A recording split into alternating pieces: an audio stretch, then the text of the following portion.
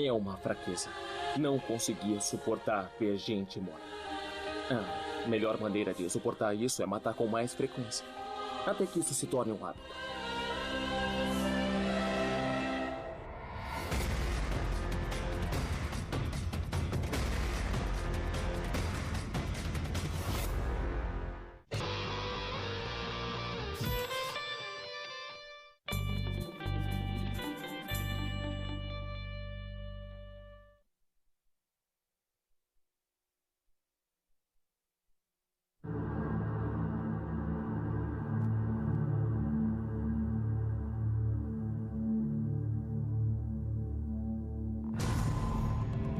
Esta é a tropa de elite nazista, a SS.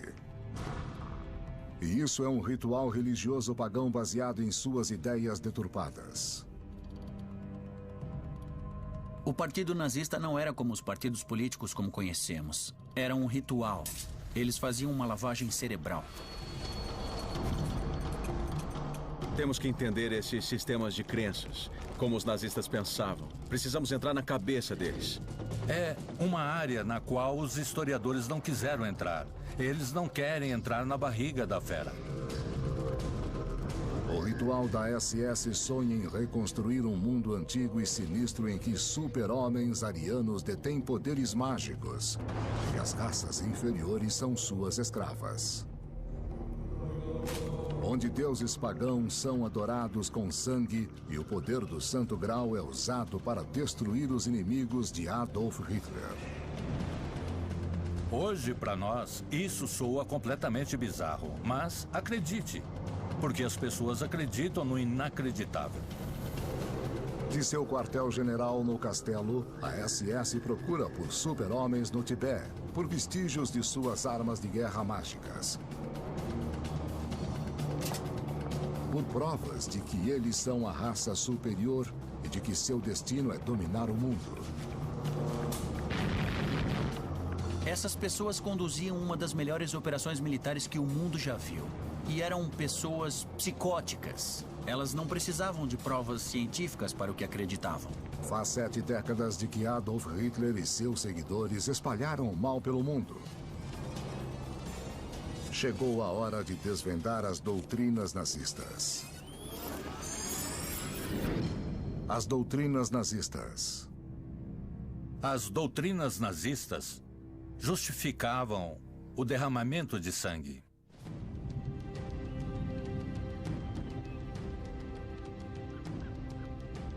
É o ano de 1939. Em um castelo no coração da Alemanha de Hitler, um ritual extraordinário acontece.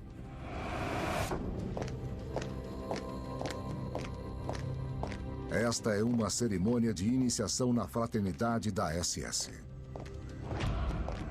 Uma iniciação que incorpora as doutrinas nazistas. Doutrinas de uma nova fé obscura. É a mesma coisa que uma cerimônia satânica. Ao mesmo tempo, era libertador. Porque eles não precisavam prestar atenção a todos os rituais religiosos, os dogmas religiosos que aprenderam.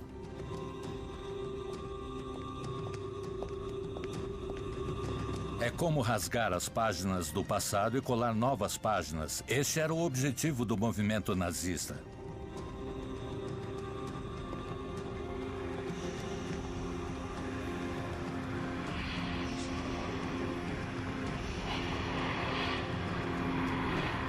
Este ritual acontece sob a ordem de um homem. O comandante da SS, Heinrich Himmler. A ideia de Himmler era criar um novo ritual, uma nova religião do Estado. E a SS seria o sacerdócio daquela religião. A SS ia incorporar tudo o que acreditava enquanto nazistas. Diante do altar está um coronel da SS e ao seu lado, uma iniciada no ritual nazista. Padre Pagão lhe entrega um punhal que simboliza seu ingresso na fraternidade da SS. Depois, pão e sal, simbolizando a raça e a pátria alemãs que a SS prometeu proteger. No clímax do ritual, eles recebem uma cópia da Bíblia nazista. O livro do homem que é tanto profeta como Deus do ritual nazista. O Führer, Adolf Hitler. No topo da empresa inteira está Hitler, o novo messias político, aquele que ia salvar a Alemanha. Hitler é o chefe da Alemanha desde 1933. Se ele é o foco do ritual nazista, Himmler é o sumo sacerdote. Desde a ascensão dos nazistas ao poder, ele comanda a tropa de elite de proteção ou Schutzstaffel, conhecida por suas iniciais SS. Himmler é o editor-chefe das doutrinas nazistas, e estas são as suas palavras. Nós precisamos acertar as contas com o cristianismo, a maior das pragas que acometeu nossa história, que nos enfraqueceu em cada conflito. Himmler era uma figura-chave. Era o homem mais poderoso depois do Hitler no Terceiro Reich e ele criou a SS como tropa de elite. Por milhares de anos, a missão da raça ariana é dominar a Terra e dia após dia trazer cultura e felicidade. Este ritual é uma preparação vital para o maior sonho de Himmler: disseminar as doutrinas nazistas pelo mundo. Este ritual é um casamento nazista pagão.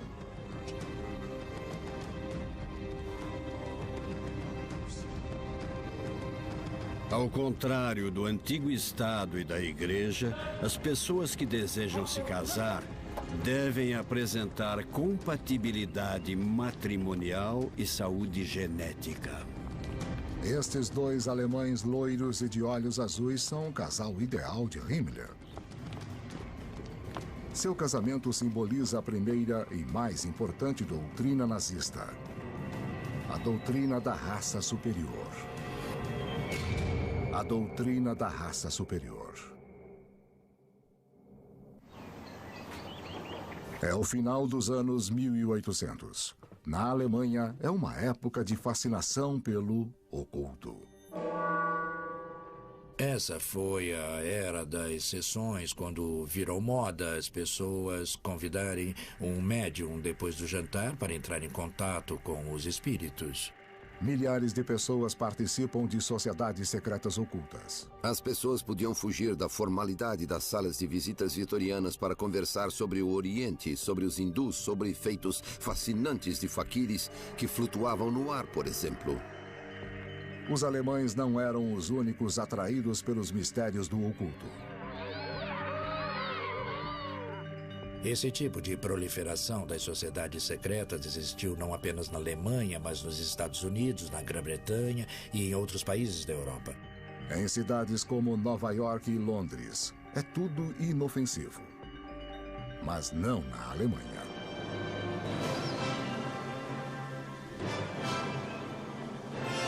Eles fizeram uma mistura com uma tradição antiga do conceito folk alemão. O folk alemão era um conceito místico do que o povo representava. Em toda a Alemanha e Áustria, sociedades secretas se encontram para debater sobre uma questão-chave: quem é o povo alemão? A resposta é que os alemães são descendentes de uma antiga raça conhecida como ariana.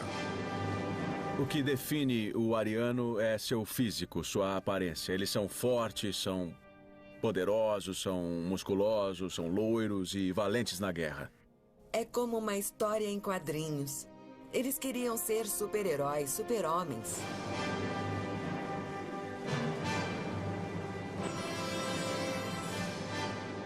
Os mitólogos arianos começaram a descrever a nova espécie de guerreiro marcial, um loiro cruel que cobiça a presa. Super-heróis, loiros, fortes, criadores de cultura, uma raça distinta e superior. Na verdade, a raça ariana nunca existiu. Mas isso não impediu que surgissem incontáveis mitos sobre os supostos arianos. Alguns diziam que eles migraram do norte da Europa para o Tibete, ou da Atlântida, a cidade perdida sob o oceano, ou de uma misteriosa ilha chamada Thule. Thule quer dizer antigo paraíso nórdico, de onde a raça ariana deveria ter descendido. Era um paraíso frio, com gelo e neve. O ritual considera Thule o equivalente nórdico do tropical Jardim do Éden da Bíblia. Thule se tornou quase que uma ideia de um bastão de valores tradicionais que poderiam ser redescobertos e depois reexportados para a Alemanha e para o mundo moderno. Ideias sobre antigos arianos se tornam cada vez mais bizarras e populares. Um ritual até afirma que os arianos, na verdade, eram deuses. Eles sugeriam que esses deuses tinham poderes extraordinários de telecinésia e telecomunicação por meio de transferência, tudo isso baseado em seus poderes divinos. Como descendentes dos deuses arianos, os participantes do ritual acreditam que, um dia, os alemães podiam redescobrir esses poderes.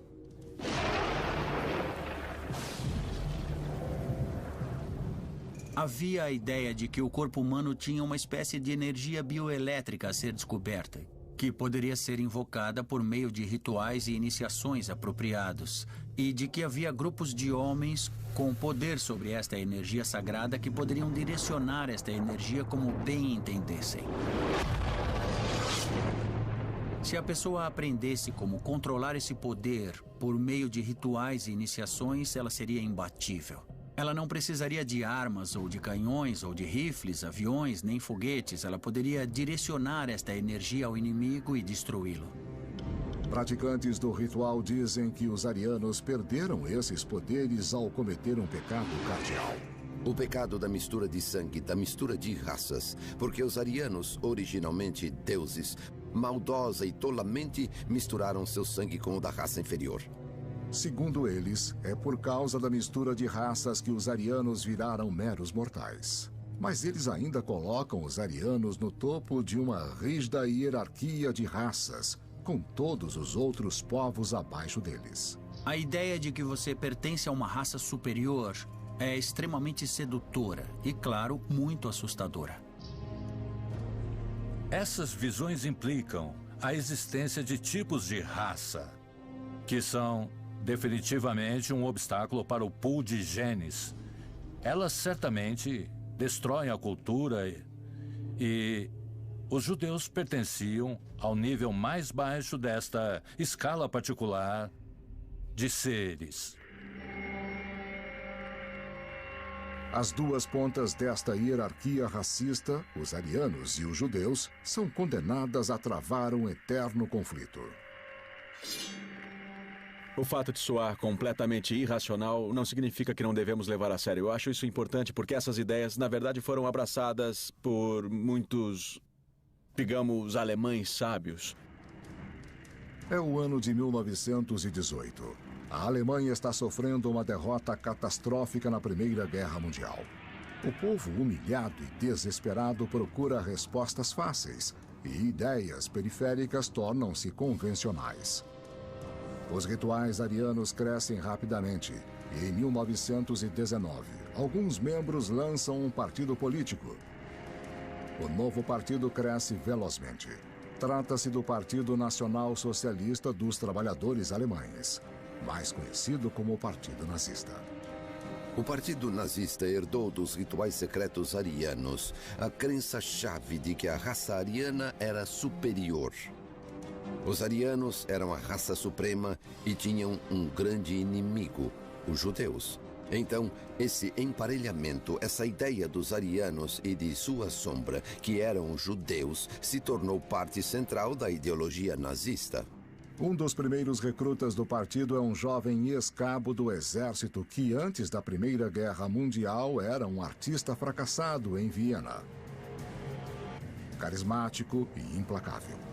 Ele logo se torna o líder do partido e leva os nazistas a uma ascensão meteórica ao poder. Seu nome, Adolf Hitler. Estas são as tropas de elite da SS. Os nazistas mais brutais e fanáticos de todos. Eles são a espinha dorsal do poder de Adolf Hitler. Levar o poder a todos os oponentes. Mas estes homens são mais do que apenas soldados. Eles são sacerdotes que vivem conforme segundo a doutrina nazista. A doutrina da SS.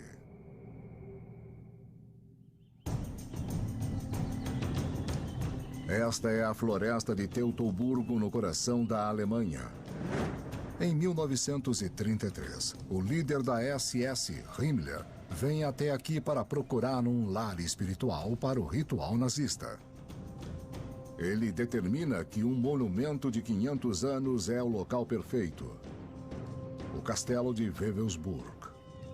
O castelo estava em péssimas condições e eles decidiram começar sua reforma. Os planos para a Torre do Norte eram os mais impressionantes e ambiciosos.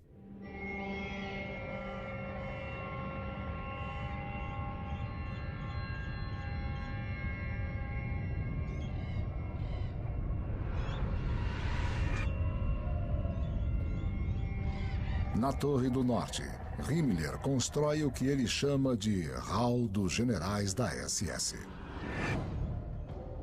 A ideia dele era fazer daquilo um Vaticano, um centro espiritual do Terceiro Reich. Aquilo seria, como ele dizia, o ponto central do mundo. Seria o eixo ao redor do qual o resto do mundo giraria. Seria essencialmente um castelo arrepiante. Não dá para imaginar nada mais assustador.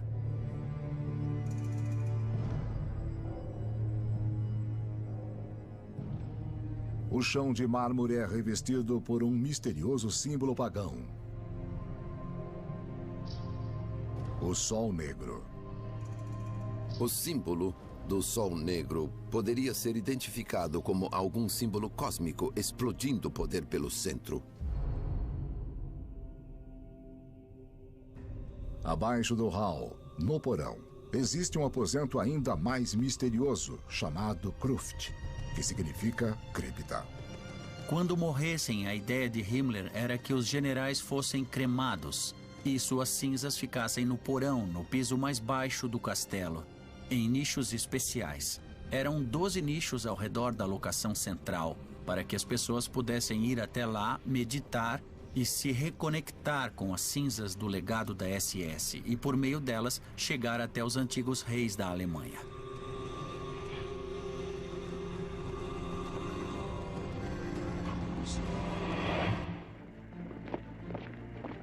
A SS surgiu em 1919, no início do Partido Nazista, como um movimento político em meio ao caos posterior à derrota alemã na Primeira Guerra Mundial.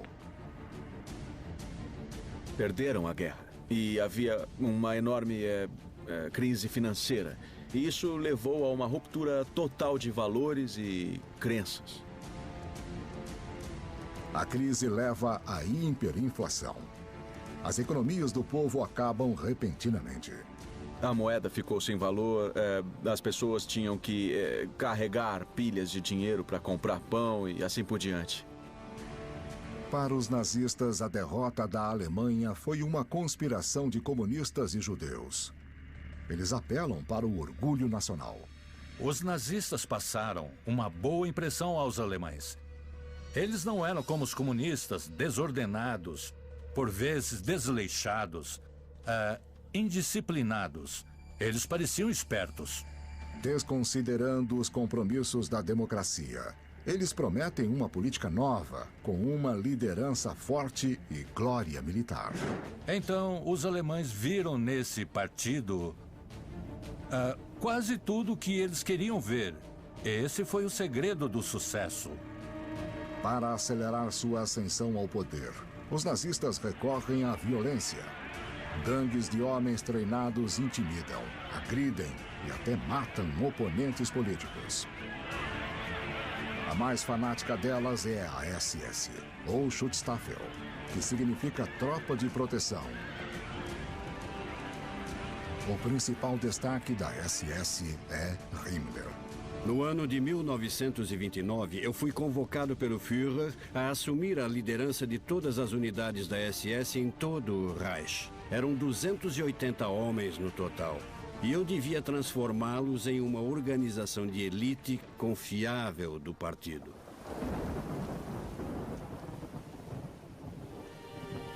Heinrich Himmler nasceu em 1900, em uma família de classe média no sul da Alemanha.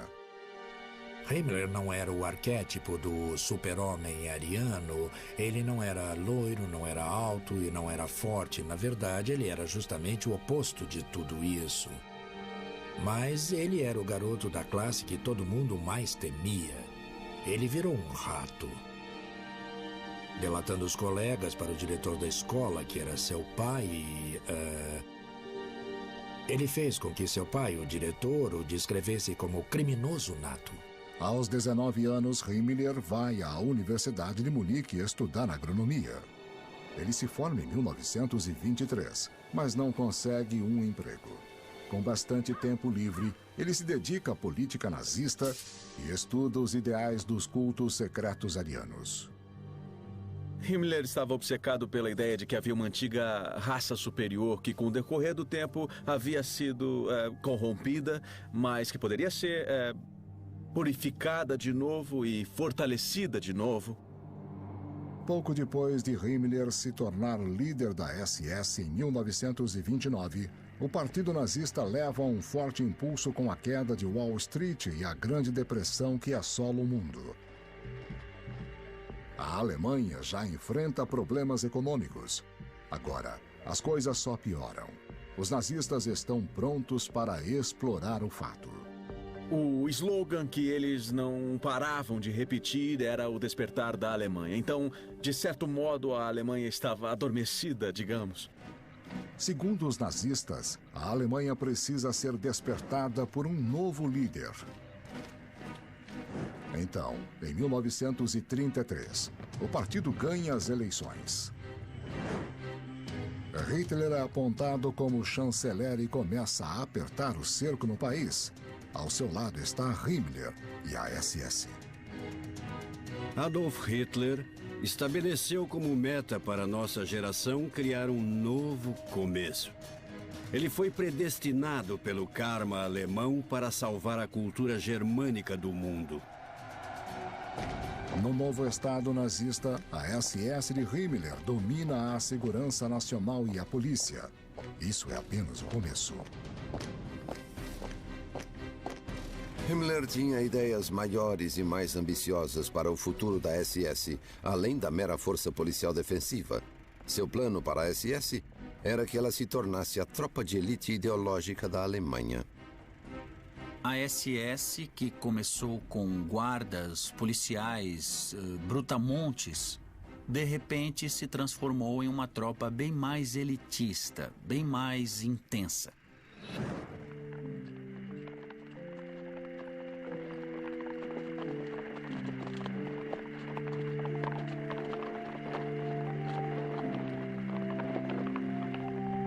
Nunca se esqueçam, nós somos uma ordem cavaleiresca, da qual ninguém pode ser retirado, para a qual todos são recrutados pelo sangue e pela qual todos se entregam de corpo e alma.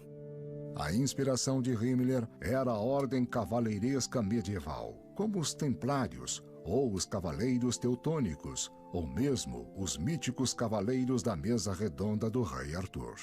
Logo, ele começou a expressar ideias de cavalaria ou nobreza. A SS, então, iria se tornar praticamente a nova supernobreza da Alemanha nazista. O diário de um jovem recruta revela o apelo da nova ordem nazista de cavaleiros. Eu fui tomado por um desejo ardente de pertencer a esse grupo. Eu queria fugir da minha vida infantil e limitada, e eu queria me associar a algo que era grande e que era importante. Quem era considerado herói da SS recebia o símbolo mais valioso da ordem cavaleiresca: o Anel de Caveira. Eu me concedo a você, anel de caveira da SS. As runas opostas à caveira são símbolos sagrados de nosso passado, com o qual fomos recentemente reconectados por meio da filosofia do socialismo nacional. Use seu anel com honra.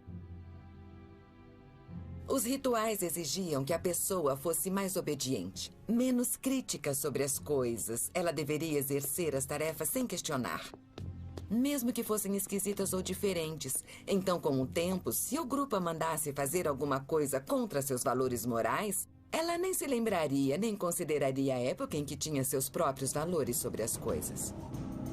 Em 1935, o castelo de Wewelsburg é denominado Centro de Rituais da SS. Agora os rituais podem ocorrer de fato. Eles são organizados conforme as misteriosas crenças pagãs. Crenças que os nazistas diziam ter sido praticadas na Alemanha milhares de anos atrás. Esta é a terceira doutrina nazista, a doutrina dos deuses pagãos.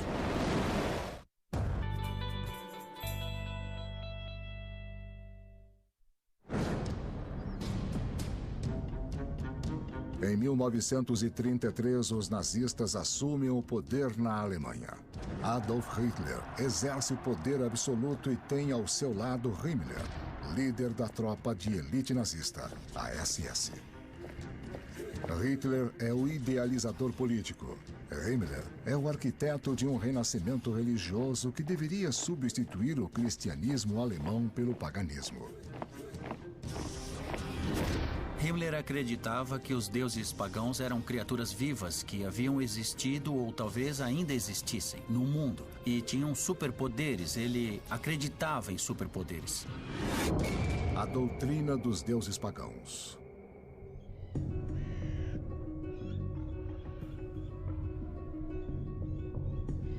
Himmler nasceu em 1900.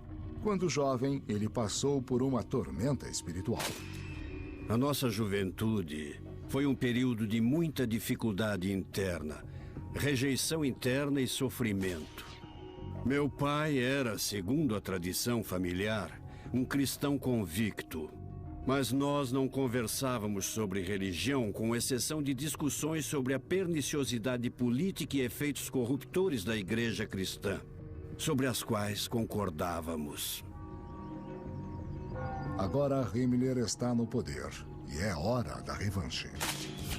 Os nazistas, em suma, estavam tentando desfazer 2 milênios da história humanista cristã. Nós precisamos voltar nosso olhar para aquela época de ouro, quando nossos ancestrais nórdicos da era neolítica ergueram aquelas rochas poderosas de 3 a 4 milênios antes de Cristo. Para Himmler, ser alemão significava ser um antigo alemão, um alemão pagão. Ele acreditava nisso piamente. Ele estava à frente de seu tempo. Himmler estava em uma posição suprema, na verdade, ao colocar em prática o que para nós são ideias malucas. No meio de uma floresta na Alemanha Central existem um Exterstein, as pedras externas. São 5 colunas de formação esquisita que se erguem na floresta. Para os nazistas era um local sagrado. A igreja tentou transformá-lo em um local cristão por um tempo. Há esculturas em pedras com motivos cristãos. Mas para os nazistas era um lugar pagão, de adoração pagã. É o Stonehenge alemão, praticamente. De acordo com os pesquisadores nazistas, este local havia sido palco de rituais sangrentos. Todo o sistema esotérico de religião reconhecia o sacrifício humano como indispensável para saciar a divindade. O que chamamos de execução, hoje, é o último vestígio do sacrifício humano sangrento. O sacrifício humano fazia parte da cultura do mundo inteiro. O sacrifício humano era perfeitamente aceitável. Muitas civilizações executaram sacrifícios humanos no mundo todo. Os astecas, os maias, temos exemplos de sacrifícios humanos na Europa, na África e na Ásia. Esse sangue derramado os deuses exigiam. Era algo que precisavam. Himmler considera as redondezas das rochas a região pagã mais autêntica da Alemanha. A poucos quilômetros de distância está o castelo de Wewelsburg, o novo quartel-general da SS. Em 1935 começam os rituais pagãos, rituais desenvolvidos pelo especialista em paganismo, Karl Maria von Willigut. Karl Maria Willigut era um ex-oficial do exército que já havia sido internado em hospícios e era uma espécie de arquétipo do cara doido com ideias doidas.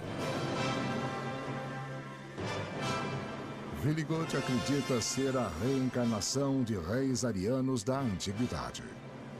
Willigut disse a Himmler que ele lembrava todas as suas encarnações de 10.000 anos atrás. Ele lembrava perfeitamente de todas as suas vidas, o que significava que lembrava perfeitamente da Alemanha antiga, da religião pagã alemã, da era do Paleolítico e anterior à chegada dos romanos.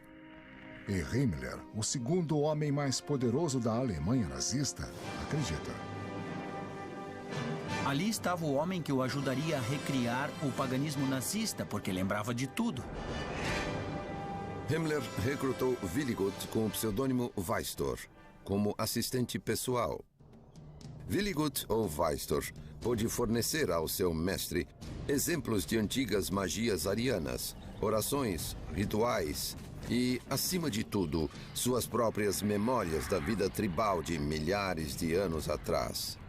E isto acabou sendo o paraíso para Himmler, que achava que tinha uma ligação direta com o passado alemão.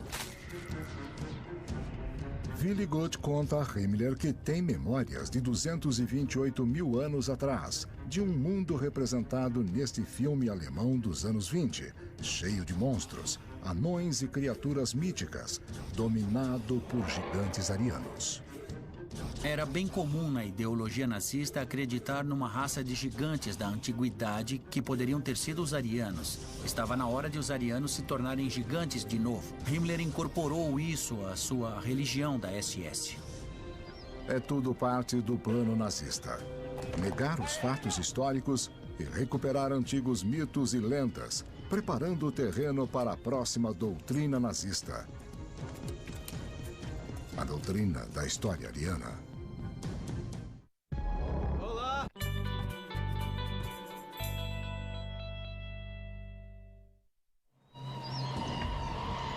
Castelo de Wewelsburg, coração da Alemanha. Centro da tropa de elite nazista da SS e dos rituais pagãos que estão sendo desenvolvidos aqui. O líder da SS, Himmler, quer voltar no tempo modelando a Alemanha nazista a seu passado fictício. Nós queremos mostrar ao povo alemão que nosso passado tem mais de 1000 anos de idade. Queremos mostrar que a Alemanha é mais eterna que Roma, que já tem 2000 anos de idade. A doutrina da história ariana. 24 de junho de 1935. Jovens da SS se reúnem na floresta para realizar um ritual pagão bizarro. Se alguém quisesse criar uma nova religião baseada no paganismo, ela seria assim. Este é um festival de solstício, uma celebração importante em tempos pagãos. Festivais de solstício eram importantes para o calendário de rituais nazistas, assim como os festivais religiosos são importantes para o calendário cristão, por exemplo. Em tempos pré-cristãos, o festival de solstício de verão celebrava o triunfo da luz sobre a escuridão e da vida sobre a morte. O festival de solstício de inverno celebrava o retorno da luz na escuridão do inverno. Natal, Páscoa, tudo isso já era. Eles estavam resgatando as festas pagãs, e as festas pagãs eram de adoração ao sol. O povo alemão mais uma vez virou as costas para as teorias e ensinamentos cristãos que perturbaram a Alemanha por mais de 1000 anos e causaram a decadência racial do povo alemão e quase sua morte racial. Os homens da SS estão carregando coroas de folhas, tradicionais símbolos pagãos de fertilidade. No clímax da cerimônia, eles arremessam as coroas às chamas. O fogo simboliza a ascensão da Alemanha, como expressado neste poema escrito para os recrutas da SS recitarem. A batalha é a resposta. Até que a Alemanha seja unificada novamente e se liberte de suas algemas. Chamas, consumam a barreira abominável que ainda hoje separa irmãos de irmãos. Chamas, iluminem o coração de todos nós. E então arremessem uma tocha na terra.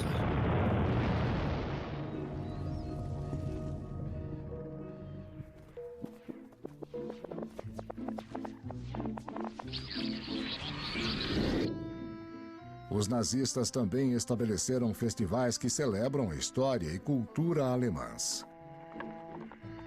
Neste desfile elaborado, homens se vestem como cavaleiros medievais. Ao seu lado estão os cavaleiros modernos da SS.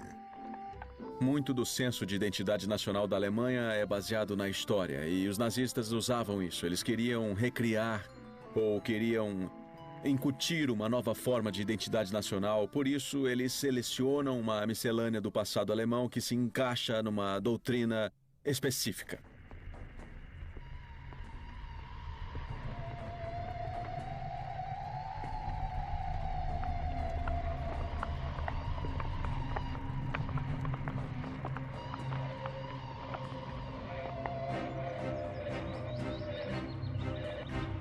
Próximo ao castelo de Wewelsburg, o quartel-general da SS de Himmler, está a floresta de Teutoburgo. Aqui está a formação de pedras conhecida como Extenstein, e ali perto um enorme monumento de um herói antigo, Hermann, o alemão. A floresta de Teutoburgo é repleta de mitologia alemã. Foi ali que Hermann, o antigo guerreiro alemão, derrotou os legionários romanos de Varo em 9 d.C. A vitória esmagadora de Hermann sobre a legião de invasores do Império Romano significa que Roma nunca conquistou as tribos alemãs. Este filme de 1920 comemora sua vida. Para os nazistas, Hermann é o típico herói ariano. Adoração do herói, admiração do soldado e glorificação do combate. Havia um rico legado no qual os nazistas podiam se apoiar. Falta um ingrediente essencial na história nazista: evidências. Então a busca por elas torna-se obsessão do líder da SS, Himmler. Ele transforma o castelo de Wewelsburg no quartel-general de uma nova unidade da SS, a Arna Nemba. Todo mundo que viu os Caçadores da Arca Perdida conhecem a Ahnenerbe. O núcleo dos nazistas que procuravam pela Arca da Aliança foram retirados diretamente dos arquivos dela. Qualquer acadêmico que não achasse emprego numa universidade poderia conseguir um na Ahnenerbe. Só era preciso seguir a linha e inventar as mesmas ideias que o Himmler queria ouvir. Ele queria ouvir sobre paganismo, ele queria ouvir sobre religiões antigas e cultos misteriosos. Ele adorava tudo isso. A Ahnenerbe da SS logo se torna o centro dos acadêmicos nazistas. Esses intelectuais nazistas pretendem desafiar as universidades tradicionais e suas famosas ideias de influência judia. Você precisa escolher. E neste momento, se quer ficar do nosso lado ou contra nós. Cuidado. Venha para o nosso lado antes que seja tarde demais. Os acadêmicos nazistas elaboram estudos detalhados sobre o que dizem ser a cultura ariana autêntica. Em particular, eles se concentram nos antigos escritos conhecidos como runas. As runas são amplamente encontradas no norte da Europa e datam dos tempos pré-cristãos.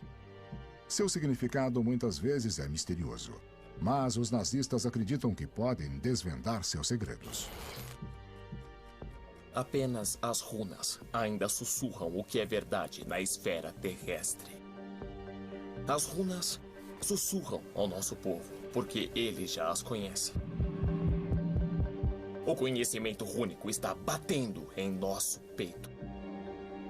O trabalho da Ahnenerbe é disseminar as teorias nazistas e então fazer pesquisas arqueológicas para confirmá-las.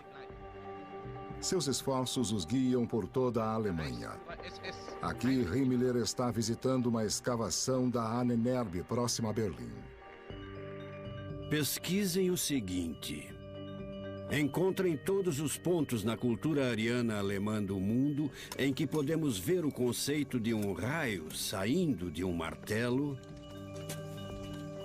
assim como esculturas do deus Thor feitas por um machadinho que emitia raios. Por favor, coletem todas as evidências ilustrativas escritas e mitológicas disso. Estou convencido de que isso não é baseado em raios e relâmpagos naturais, mas sim de que se trata de uma arma ancestral altamente desenvolvida por nossos antepassados.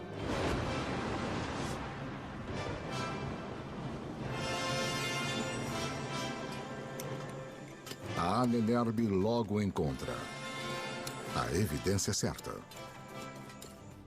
Quando cavamos em solo alemão, em pontos extremos do campo, a poucos centímetros abaixo da superfície, encontramos peças preciosas de cobre, prata e ouro. A qualidade da manufatura, do artesanato e a beleza clássica são difíceis de alcançar mesmo para nós, homens modernos e avançados tecnologicamente. É tudo absurdo. A Ahnenerbe está apenas contando as histórias que Himmler quer ouvir. Era a Alemanha, a terra da cultura e ciências magníficas. E, de repente, ela desviou para essa outra área, uma área de ciência racial, que acredita na Atlântida, em poderes místicos. É uma coisa quase impossível de entender hoje. O homem que liderou a força policial mais temida que a história já viu acreditava nessas coisas impossíveis. É importante entendermos isso. As aventuras arqueológicas da SS estão apenas começando. Himmler está decidido a encontrar uma relíquia lendária que fascinou escritores e estudiosos em toda a história. O Santo Graal.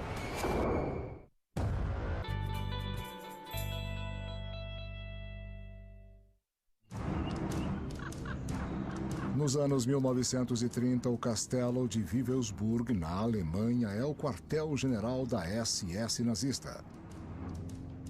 Seu líder, Himmler, segue o modelo da Ordem de Cavaleiros Medievais como o Rei Arthur e os Cavaleiros da Mesa Redonda. Wewelsburg é a Camelot nazista e, como o Rei Arthur, Himmler envia seus homens a uma missão em busca de uma antiga relíquia religiosa. A doutrina do Santo Graal. O que é o castelo de Wewelsburg e Camelot sem o Santo Graal? É claro que o Himmler estava determinado a encontrar o Santo Graal para instalá-lo no castelo. Supostamente usado por Jesus na última ceia. Há quem diga que ele também foi usado para guardar as gotas de sangue de Cristo, quando ele estava na cruz.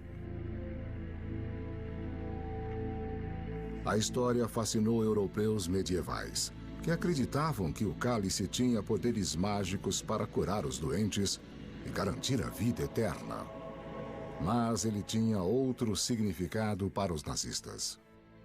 O Santo Graal não foi o cálice que Cristo usou na última ceia. Não foi o cálice que guardou o sangue de Cristo na crucificação. Para Himmler, o Santo Graal era uma relíquia pagã. Era um cálice antigo ou uma pedra antiga que tinha um poder oculto tremendo.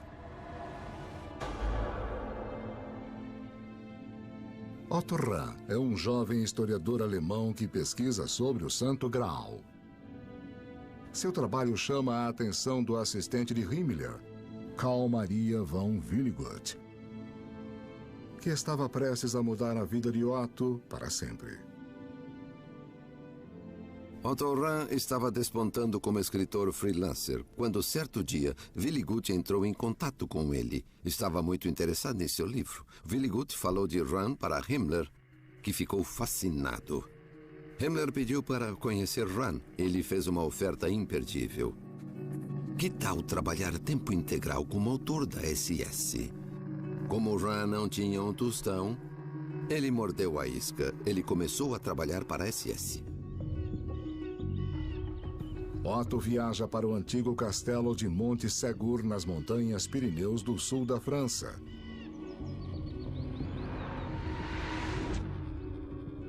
Esta foi a última fortaleza de uma seita herege cristã chamada catarismo, na Idade Média. Os cátaros foram brutalmente perseguidos pela igreja, mas diz a lenda que eles também eram os guardiões secretos do Santo Graal. Sempre houve uma tendência oculta na mitologia popular de que o Santo Graal foi descoberto por expedicionários no século XI e trazido para a Europa. No ano de 1244, um exército do rei francês sitiou o Monte Segur na tentativa de aniquilar os cátaros hereges. Meses depois, os cátaros se renderam e foram massacrados no sopé da montanha. 220 homens, mulheres e crianças foram queimados em uma grande fogueira. Mas, segundo as histórias que Otto ouviu do povoado local, um grupo de cátaros escapou do cerco escalando o muro do castelo na batalha final. Eles carregavam a relíquia sagrada de sua fé.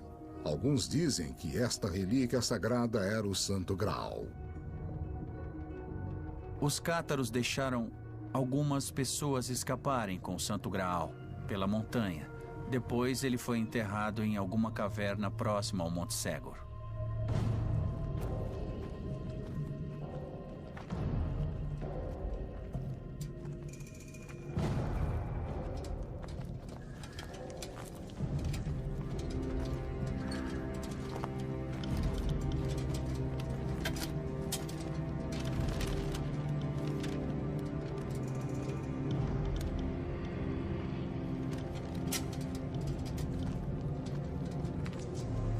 Motivado pelas lendas locais, Otto começa a explorar a misteriosa caverna nas profundezas de Monte Segur. Os cátaros teriam escondido o Santo Graal aqui 700 anos antes? Ele achou evidências da habitação dos cátaros nas cavernas. Ele viu escritos nas paredes que sugeriram que os cátaros haviam estado lá e escondido algo.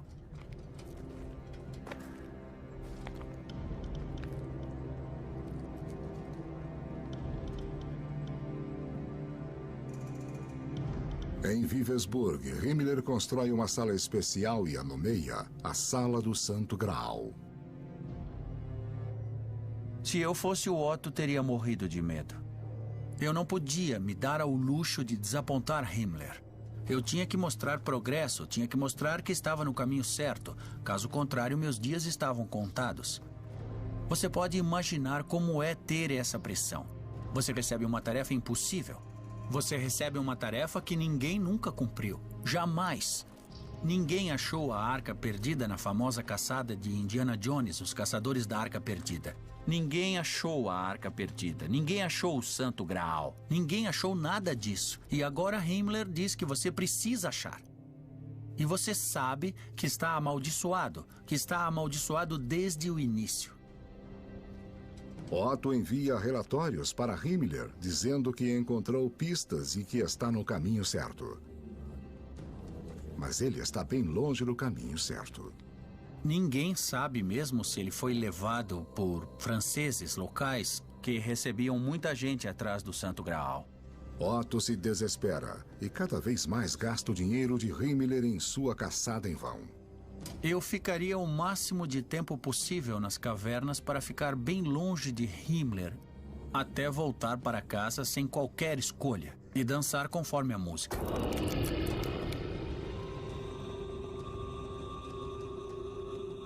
Eu não queria estar na pele do Otto.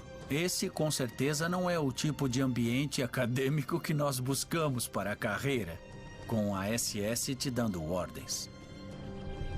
Otto retorna a Vivelsburg. Embora Himmler aceite a decepção, Otto sabe que a SS não dá espaço para o fracasso.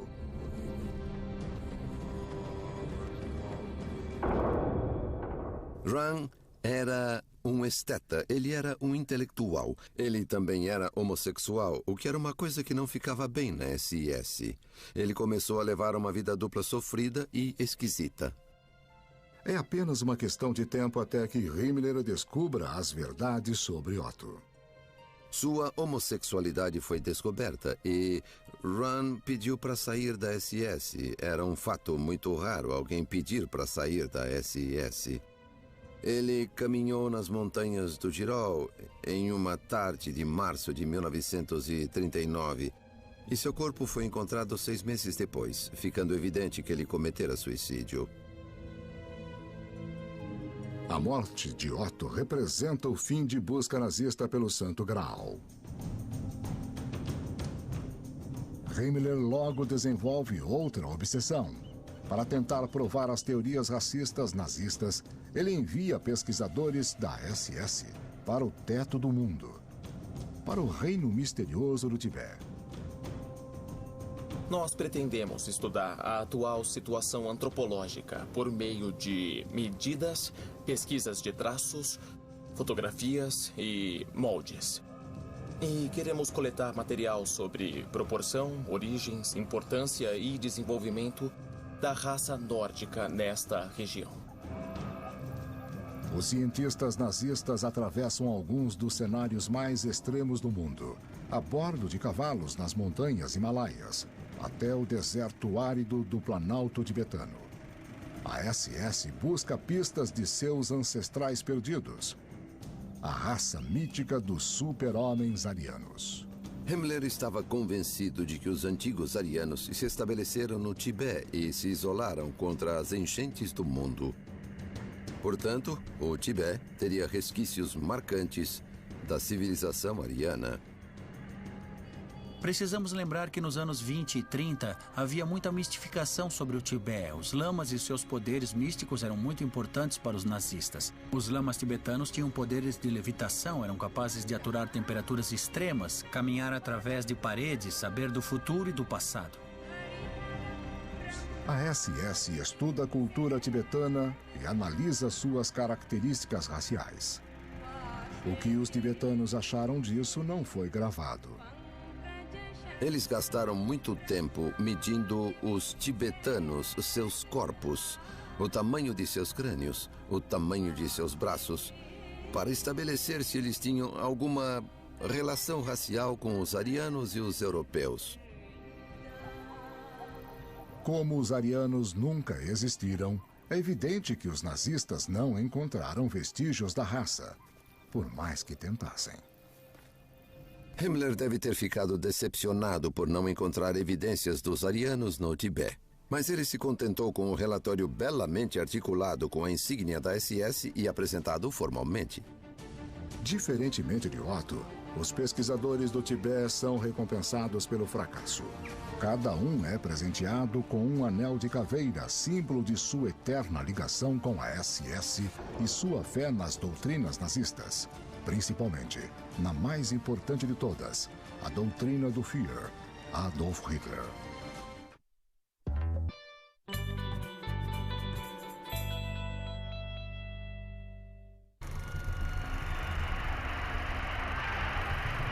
Nos anos 1930, alemães de todas as idades são tomados pelos rituais dos nazistas de manipulação e lavagem cerebral.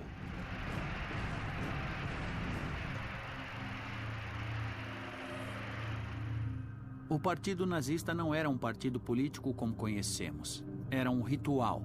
E as pessoas eram doutrinadas, sofriam lavagem cerebral. Eles eram capazes de criar um ambiente com propaganda e manipulação das emoções das pessoas para fazer coisas inacreditáveis. A doutrina do Führer.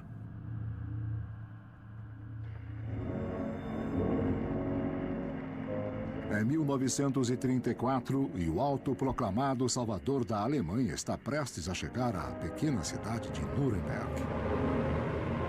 250 mil pessoas aguardam para recebê-lo. Este famoso documentário, Triunfo da Vontade, mostra sua descida das nuvens como um semideus. A cidade inteira está ansiosa. O Führer, Adolf Hitler, chegou. Meus parentes de Munique comentaram sobre isso na minha infância. Alguém disse que queria ouvir o Hitler, o discurso dele, porque podia ter certeza de que seria uma baita experiência. As músicas, as marchas e o entusiasmo da multidão. A forma como Hitler massageava o ego da plateia. Como ele a tinha na palma de suas mãos.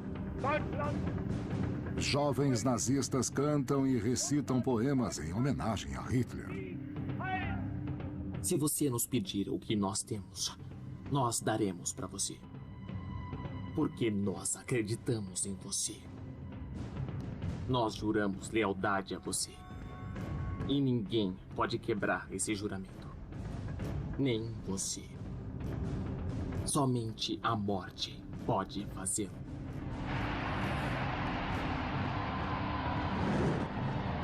A multidão se reúne em amplo estádio nos arredores da cidade. Ondas de ansiedade tomam os fiéis nazistas. Em milhares de olhos, a última esperança é vislumbrada. Em milhares de corações, um grito mudo irrompeu. O Führer. Faça-nos vassalos. Senhora. Liberte-nos. Deve ter sido experiências arrebatadoras. Eles entusiasmavam as pessoas e elas voltavam revigoradas com um novo senso de dever ou propósito, como se tivesse ido a uma missa, ou a um jogo de futebol, ou a um festival de rock que empolga as pessoas como zumbis. Elas esquecem sua individualidade e começam a gritar em uníssono. Como Hitler dizia, sozinho um indivíduo é como uma pequena minhoca. Mas na multidão, ele se torna um dragão imenso. É claro que o nazismo usava um grande número de liturgias religiosas e simbolismo em suas aparições teatrais. Eles aproveitavam o desejo natural do povo por práticas ou devoções religiosas neste novo formato secular. Hitler se inspirou em uma longa tradição de crenças em salvadores, e ele era adorado e até venerado como um salvador.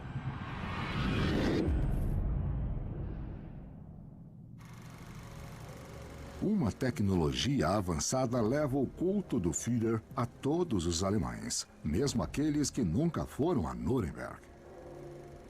O uso de filmes foi muito eficaz para atingir as pessoas que não iam aos comícios, para ampliar a audiência. Eles viviam aquela experiência mesmo sem estar lá. E sentiam que estavam lá, sentiam que eram parte daquilo. Os cineastas nazistas criam obras-primas de manipulação.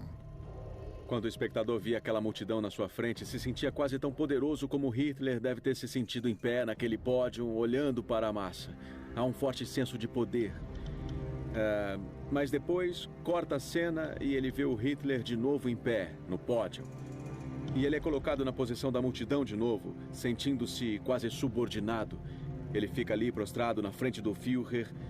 Você deve se sentir um nada no mundo nazista. Você só é importante se puder dar sua vida e tudo seu para o Führer e para o socialismo nacional.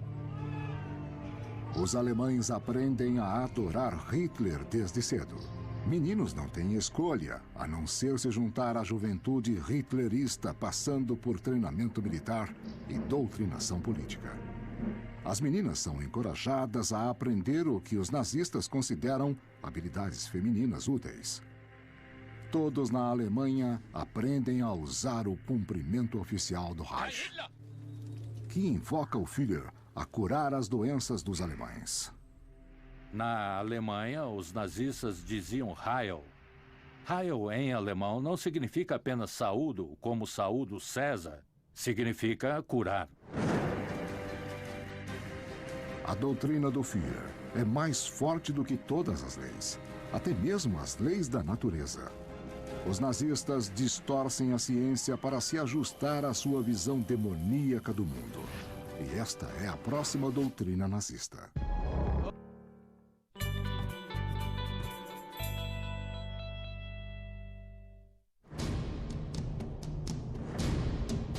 No final dos anos 30, o Partido Nazista de Adolf Hitler exerce total poder na Alemanha. Todo aspecto da vida das pessoas deve se submeter à visão do mundo nazista, inclusive a ciência. Se você pensar bem, essas pessoas estavam governando o país. Essas pessoas estavam conduzindo uma das melhores operações militares que o mundo já viu. Essas pessoas estavam desenvolvendo armas de destruição em massa. E essas eram pessoas psicóticas. Elas não precisavam de provas científicas para o que acreditavam. A doutrina da ciência ariana.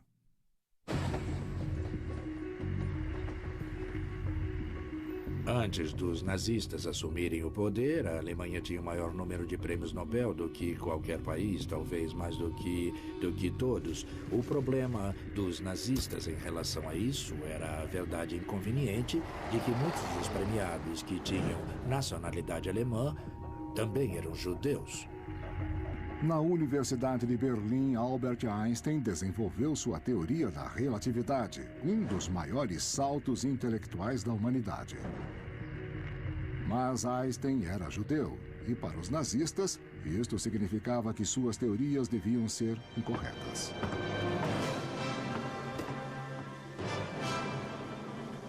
Einstein explicou as leis fundamentais que governam o cosmos. Os nazistas queriam uma alternativa.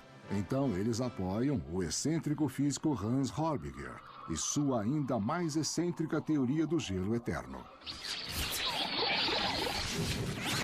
Em uma época em que teorias malucas surgiam na Alemanha, uma delas, caracterizada como a mais maluca de todas, era a teoria do gelo eterno de Horbiger. Era a ideia de que o mundo e o universo teriam se originado de um bloco de gelo. Segundo a teoria do gelo eterno, a Via Láctea é um vasto arquipélago de icebergs arremessados no início dos tempos, quando um bloco de gelo gigantesco colidiu com o Sol, em um gélido Big Bang. Os acadêmicos nazistas transformaram essa teoria fantástica na cosmologia oficial do Estado. Enquanto Hitler organiza a política, Hans Horbiger cuidará das ciências falsas. A doutrina do gelo eterno anunciará a regeneração do povo alemão. É completamente maluca. Não existe nenhuma base real para isso. Não explica o Sol, que para nós não é uma bola de gelo, mas para Horbiger era. Ele achava que o Sol era uma bola de gelo. A teoria do gelo apresenta uma vantagem para os nazistas e sua visão racista do universo. Afinal, eles vieram da terra do gelo e da neve. Essa era a origem deles. Eles vieram do gelo. Gelo era bonito. Gelo era glorioso. Era branco, aliás. O que se encaixava nas teorias raciais também, sem qualquer rodeio. A teoria do gelo eterno é um pouco extrema até para os nazistas. Oficiais nazistas consentem a possibilidade de ser um verdadeiro socialista nacional sem acreditar na teoria. Mas era obrigatório acreditar no princípio central do nazismo, a raça superior ariana. Nós somos, como podemos admitir orgulhosamente, com base nas pesquisas raciais mais recentes e completas, o povo mais antigo da Terra.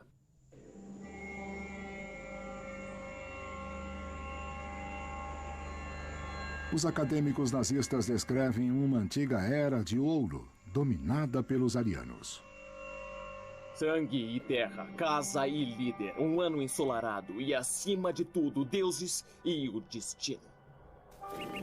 A eles, assim como às suas autoridades seculares, nossos ancestrais se submeteram de bom grado e voluntariamente.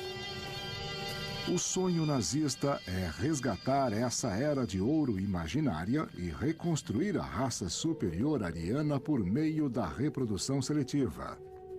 O povo alemão é a culminação do destino e da história desenvolvidos muito tempo atrás, nos tempos primitivos, através de muitas gerações e séculos. Entre essas pessoas, com fatores hereditários misturados, nós selecionamos conscientemente aqueles com sangue nórdico, já que podemos admitir que esse sangue carrega as principais características de nosso povo. Himmler é a força motora por trás deste projeto de reprodução ariana. Ele considera suas tropas da SS reprodutoras ideais. Ele controla cada aspecto de suas vidas sexuais, casamentos e famílias. Os líderes dos rituais queriam controlar o casamento, porque se você controla os aspectos mais íntimos da vida das pessoas, você ganha muito poder. Se você pode controlar as relações conjugais, se pode controlar a sexualidade, se pode controlar o dinheiro das pessoas, tudo isso é uma forma bem pessoal de deter controle sobre as pessoas. Para criar nossa ordem, nós agimos como um criador de plantas, tentando reproduzir uma boa e antiga cepa que foi adulterada e degradada. Nós selecionamos de novo e descartamos aqueles que não são adequados. Todo homem da SS representava coragem, valentia militar e sangue puro. Por isso, encontrar uma noiva ariana adequada era importante para garantir sua progenie e sua linhagem. Assim, o casamento era uma espécie de pacto para produzir muitas crianças arianas. Nós somos obrigados, sempre que conhecemos alguém, a considerar nossos princípios de sangue, seleção e resistência. A lei da natureza é exatamente essa. O que é resistente, o que é forte, é bom. Esta imagem de arquivo mostra o projeto de reprodução nazista em vigor. Esses bebês inocentes foram concebidos para isso. Seus pais foram reunidos para construir a raça superior e prepará-la para dominar o mundo. Segundo as doutrinas nazistas, você só pode ter uma participação bem-sucedida nesta guerra de conquista mundial se você tiver raça pura. Mas naquela época, nos anos 20 e 30, a raça da Alemanha estava corrompida, então levaria anos de reprodução, anos de reconstrução para criar uma raça forte o suficiente para travar essa guerra. Ao longo dos anos, o processo de reprodução e seleção de sangue deve continuar, acompanhado pela eliminação daqueles que forem incompatíveis conosco em termos de caráter, força de vontade e, consequentemente, de sangue.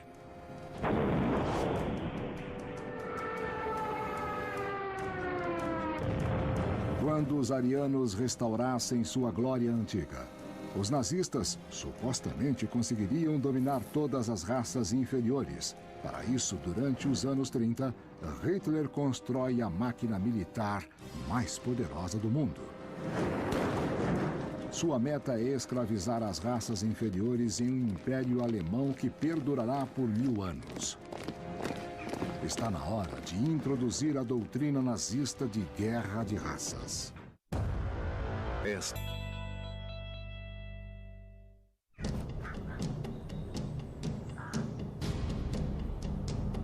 Os nazistas se veem como a raça superior ariana. Seu destino legítimo é dominar o mundo.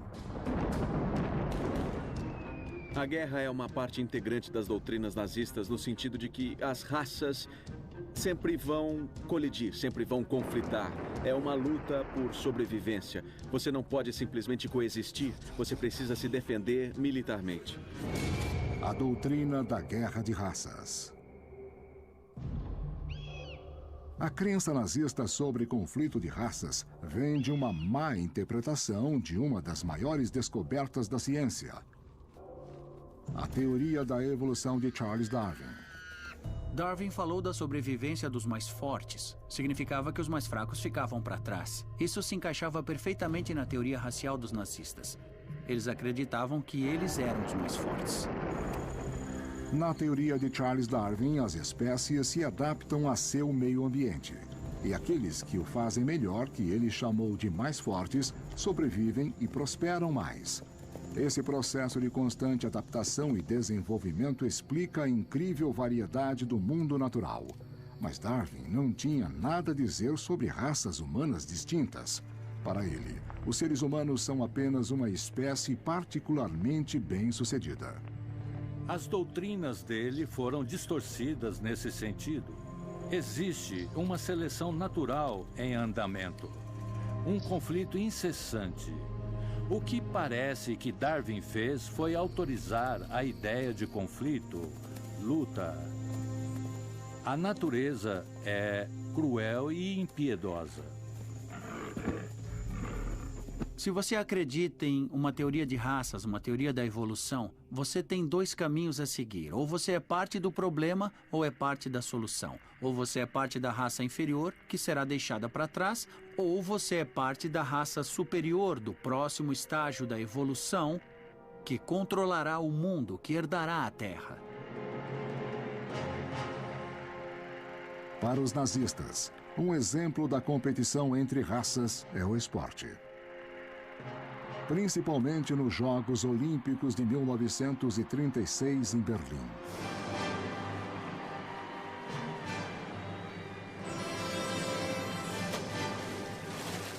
Hitler acredita que suas Olimpíadas serão uma vitrine da superioridade ariana.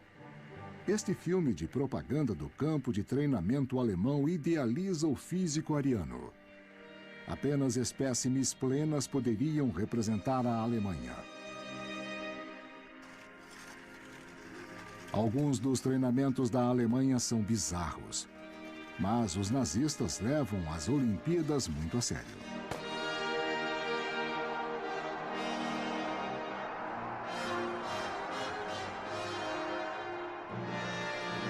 Para azar de Hitler, as Olimpíadas não terminam como suas teorias previam. O atleta afro-americano Jesse Owens ganha 4 medalhas de ouro, inclusive a dos 100 metros rasos. Mas, segundo a teoria nazista, o atletismo é apenas um teste para a verdadeira competição entre raças: a guerra. No verão de 1939, Hitler levou a Europa à iminência do conflito. A Grã-Bretanha e França tentaram manter a paz, mas a paz não tem lugar nas doutrinas nazistas. Se a guerra é a regra e produz grandes inovações e grandes virtudes heróicas, então a paz eterna, é o fim da civilização. No dia 1º de setembro de 1939, as tropas de Hitler atacam o leste pela Polônia. Grã-Bretanha e França prometem dar apoio aos poloneses. Agora, eles mandam um ultimato a Hitler: saia da Polônia ou iremos à guerra. Não faz efeito. Hitler se via como uma espécie de messias. Hitler acreditava que ele ia trazer a salvação para o resto da raça humana. Ele precisava fazer isso. Ninguém vira um messias e fica em casa. Tem que disseminar a palavra. No dia 3 de setembro, Grã-Bretanha e França declaram guerra à Alemanha. A Segunda Guerra Mundial começa de fato. Nos próximos 6 anos, ela atingirá 4 continentes e destruirá 61 milhões de vidas. O nazismo é como um tubarão, ele precisa se mexer para se manter vivo, ele precisa estar continuamente em guerra. E a paz, a coexistência em paz, não faz parte do programa. Eles iam subjugar os povos do mundo. Esse era o plano deles. A Europa em primeiro lugar. Depois o resto do mundo. Ele deixou a Ásia para os japoneses, a América do Norte por si só e a América do Sul sozinha. Mas ele havia instituído uma rede de associações alemãs em toda a América do Norte e do Sul. Ele estava preparado para dominar e derrubar os governos das Américas também. O próximo passo de Hitler, depois da Polônia, é atacar a Europa Ocidental em maio de 1940, assolando os Países Baixos e a Bélgica, para depois atacar a França. Os britânicos voltam para o canal inglês. A total dominação nazista da Europa parece certa. Apenas a resistência de Churchill e a vitória heróica da Força Aérea Real Britânica na Batalha da Grã-Bretanha impedem o avanço dos nazistas. É a primeira derrota de Hitler, mas ele logo desvia sua atenção para um plano maior. Em junho de 1941, ele inicia uma invasão à União Soviética. Uma série de batalhas titânicas e vitórias impressionantes convencem os alemães de que eles realmente são a raça superior. No inverno, os homens de Hitler estão nos portões de Moscou. Neste momento crítico, a loucura da ciência nazista ajuda a mudar o curso da história. De alguma maneira, os cientistas nazistas e todos os seus meteorologistas acharam que o inverno daquele ano na Rússia seria brando. Então, o exército nazista, o Wehrmacht, aparece na Rússia usando uniformes de verão no inverno russo. Mas o que aconteceu foi um dos piores invernos já registrados. E os soldados alemães morreram congelados. Foi um terrível desastre para o exército alemão, baseado em uma ciência maluca. Não é a única maneira que as teorias malucas nazistas ajudam a selar o destino da Alemanha. Segundo as doutrinas nazistas, o ataque de Hitler à União Soviética faz muito sentido. Os nazistas consideram os eslavos uma raça inferior e a conquista do leste seria o destino ariano. Na verdade, ao atacar a União Soviética no verão de 1941 e declarar guerra aos Estados Unidos 6 meses depois, Hitler ganha mais inimigos do que pode suportar. Logo, ele enfrenta o poder conjunto dos Estados Unidos, da Rússia e do Império Britânico. Ainda assim, os aliados levariam 3 anos para dominar a Alemanha de leste a oeste. 3 anos durante os quais a guerra de raças nazista veria os crimes mais chocantes da história. Crimes que são a conclusão lógica de todas as doutrinas nazistas, cujas ideias deturpadas nasceram nos cultos secretos arianos. A ligação entre os rituais secretos arianos e o Holocausto está enterrada na raça superior ariana e sua batalha, sua luta contra os judeus. Uma vez que os arianos e os judeus foram rivalizados como arquétipos em alguma espécie de batalha cósmica, foi fácil para os rituais secretos arianos e a ideologia nazista identificarem a destruição dos judeus como única solução, a solução final para os arianos dominarem o mundo. As vitórias de Hitler levam cerca de 9 milhões de judeus ao controle dos nazistas. Agora, os nazistas têm a chance de terminar sua tão famosa guerra de raças de uma vez por todas. Esta solução final ficará a cargo da SS de Himmler. Eles conduzem a matança de civis, campos de concentração e câmaras de gás. A última doutrina nazista é a mais aterrorizante de todas. É a doutrina do genocídio.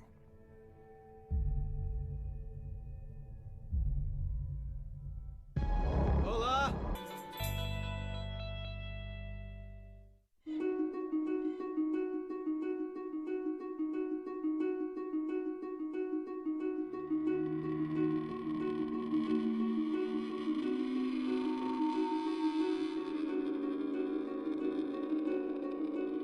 Os nazistas veem a Segunda Guerra Mundial como uma guerra entre a raça superior ariana, os alemães, e as raças inferiores, como os russos e outros eslavos, e principalmente os judeus.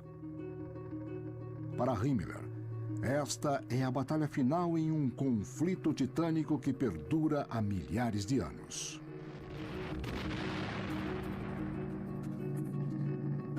Em todo o tempo em que houve homens na Terra, a batalha entre raças humanas e raças subhumanas foi uma regra histórica. Essa guerra de judeus contra o povo alemão pertence ao curso natural da vida em nosso planeta desde muito tempo. A doutrina do genocídio. Nos territórios recentemente conquistados por Hitler, a SS de Himmler tem a missão de pôr fim à guerra de raças de uma vez por todas, exterminando os judeus. É o que os nazistas chamam de solução final. Achavam que estavam salvando a raça humana, eliminando todas as pessoas que impediam de evoluir. É um conceito espantosamente sinistro, e só precisamos olhar o progresso da guerra para entender como eles levavam o assunto a sério. As primeiras matanças acontecem nas florestas da Europa Oriental em 1941. As forças-tarefa da SS levaram homens, mulheres e crianças a fossos da morte, matando-os aos milhares, sem nenhuma pausa ou piedade. Em um discurso frio feito a oficiais da SS em 1943, no auge do Holocausto, Himmler diz aos matadores para terem orgulho de seu trabalho. A maioria de vocês saberá o que significa quando 100 cadáveres estão deitados um ao lado do outro. Ou 500. Ou 1000. Ter suportado isso e mantido a decência é o que nos torna fortes. Essa é uma página gloriosa da nossa história.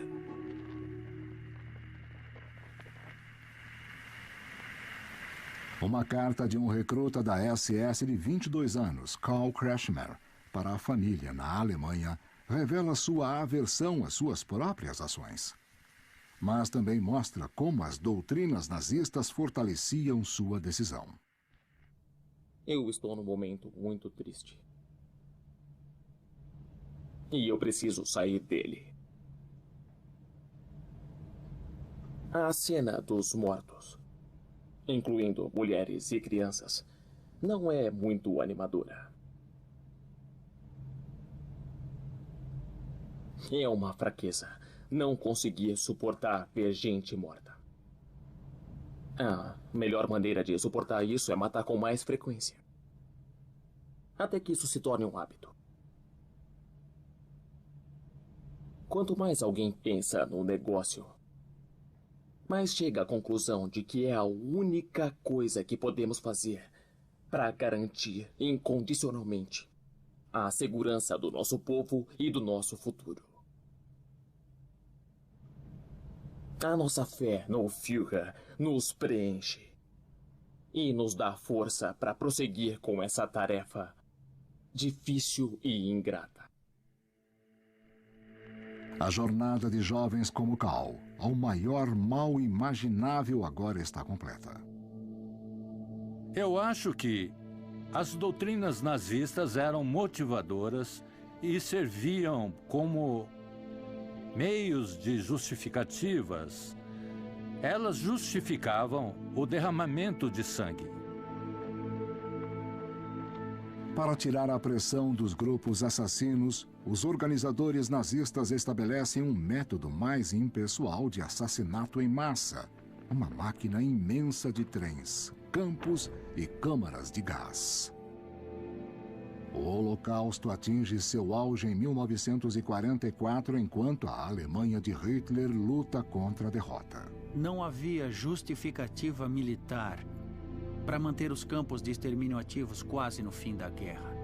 Esse gasto tremendo em recursos não fazia sentido militarmente.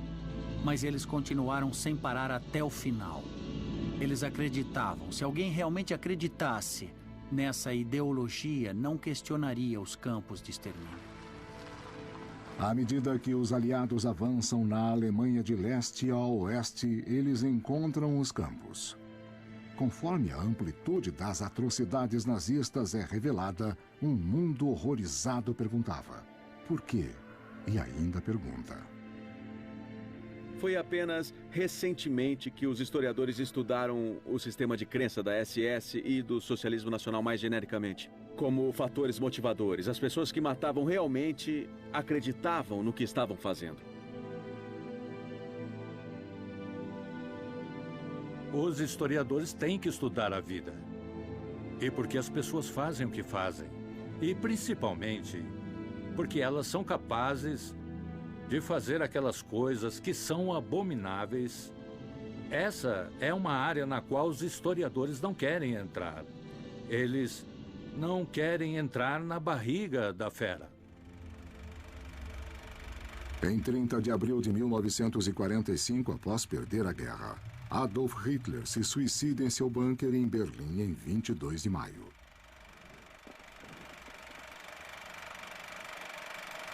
Em 22 de maio, Himmler é capturado pelos britânicos e indiciado pelos crimes de guerra. Mas antes de enfrentar a corte, ele ingere veneno. As doutrinas nazistas morrem com eles.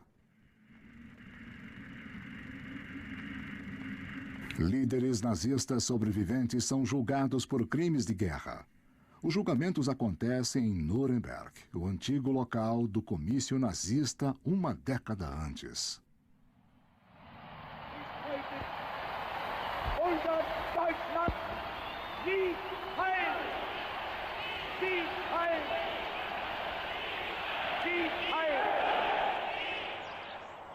Os julgamentos dos crimes de guerra ajudam os alemães a enfrentar as atrocidades cometidas em seu nome. E a começar a questionar por que tantas pessoas acreditaram, ou ao menos aprovaram, os sonhos deturpados dos nazistas. Para entender o que aconteceu na Alemanha entre 33 e 45, as doutrinas nazistas não são apenas úteis, mas completamente essenciais. Ideias têm consequências. Sejam elas bizarras, extremas, decadentes, absurdas ou inacreditáveis. Acredite, porque as pessoas acreditam no inacreditável. O poder do mal e das ideias irracionais. E a forma como eles podem ser usados para tentar justificar crimes horrendos são os testemunhos eternos das doutrinas nazistas.